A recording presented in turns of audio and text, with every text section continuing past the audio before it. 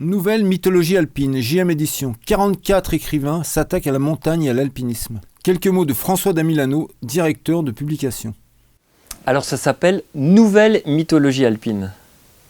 Hein, c'est comme nous l'a écrit l'ami Fabrice Lardreau, qui est l'un des contributeurs, c'est une variation montagnarde des mythologies de Barthes. Hein, Barthes en 1957 avait écrit ce fameux livre de sociologie où il avait traité un certain mythe de son époque.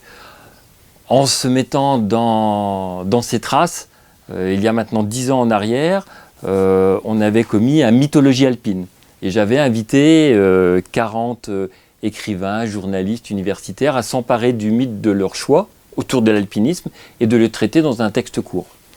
C'est un travail qui nous avait vraiment passionnés. On avait trouvé ça assez intéressant, cette espèce de vision très variée sur l'alpinisme. Et donc pour fêter un peu les 10 ans de mythologie alpine, voilà donc, nouvelle mythologie alpine, où j'ai proposé à 44 nouveaux contributeurs, 44 nouvelles signatures, d'écrire un texte sur un mythe alpin d'aujourd'hui ou qui leur parle. Et comment tu as fait ta sélection ? Comment j'ai sélectionné ?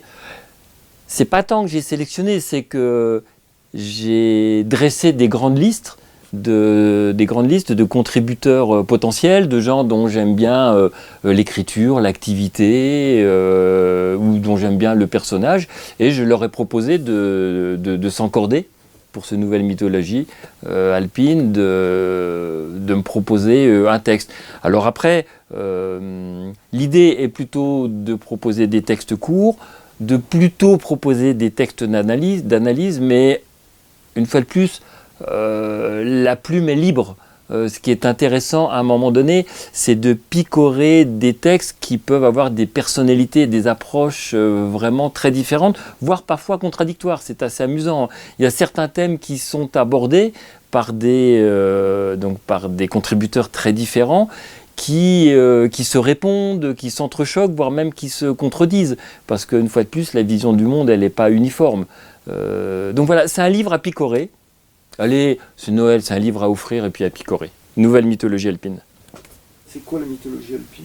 On a proposé à des écrivains, une fois de plus, à des universitaires, à des grimpeurs, à des journalistes, de s'emparer d'un objet, d'une figure, d'une montagne, d'une actualité, de l'alpinisme, qui leur semblait représentative de l'évolution de notre alpinisme d'aujourd'hui. Et on va trouver dans Nouvelle mythologie alpine des signatures très variées, puisque le jeu c'est plutôt d'aller chercher des gens très différents. Et puis l'un d'eux va parler du fameux Nimsdai, alors que l'autre va évoquer le gardien de refuge. Le troisième va travailler sur la notion de dernière. On est dans une époque avec le réchauffement climatique où des alpinistes font des dernières ascensions. Donc voilà, après l'idée c'est de jouer comme ça avec des thématiques qui sont très variées. Et au final, ça dessine un peu notre paysage alpin, ça dessine un peu notre rapport à l'alpinisme. Nouvelle mythologie alpine, c'est un petit précis de l'alpinisme. Et tu me disais que cette année, pour le nouveau, ça s'est un peu bousculé pour écrire dans ce livre. Alors, est-ce que les gens se sont bousculés ? C'est pas tant que les gens se sont bousculés, c'est plutôt qu'on a libéré notre esprit et qu'on a demandé à plein de gens différents. Puis je suis allé chercher aussi des plumes que l'on n'a pas nécessairement l'habitude de lire dans le milieu de l'alpinisme. Je suis allé chercher par exemple des jeunes grimpeurs ou des jeunes alpinistes qui n'ont pas forcément l'habitude d'écrire. Je suis allé chercher des écrivains qu'on ne connaît pas nécessairement dans notre milieu, mais qui ont pourtant un rapport avec l'alpinisme. Si on pense au philosophe Pascal Bruckner, au magistrat François Molins, au physicien Étienne Klein, qu'on connaît un petit peu plus dans le milieu de l'alpinisme, ça c'est pour des noms qui sont de notoriété un peu nationale et qui sortent du pur milieu de l'alpinisme, mais on va trouver aussi des grimpeurs comme Antoine Le Ménestrel, Simon Welfringer. Enfin voilà, vraiment, on a essayé vraiment de diversifier les approches et les écritures.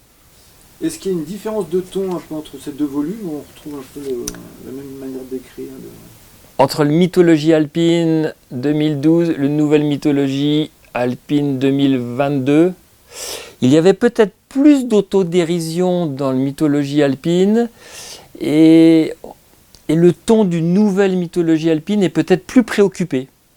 Et peut-être qu'en ce sens, on ressent la période récente que nos sociétés ont traversée et puis les préoccupations des grimpeurs et des montagnards vis-à-vis du réchauffement climatique, même si ce n'est pas une thématique particulièrement présente dans le recueil.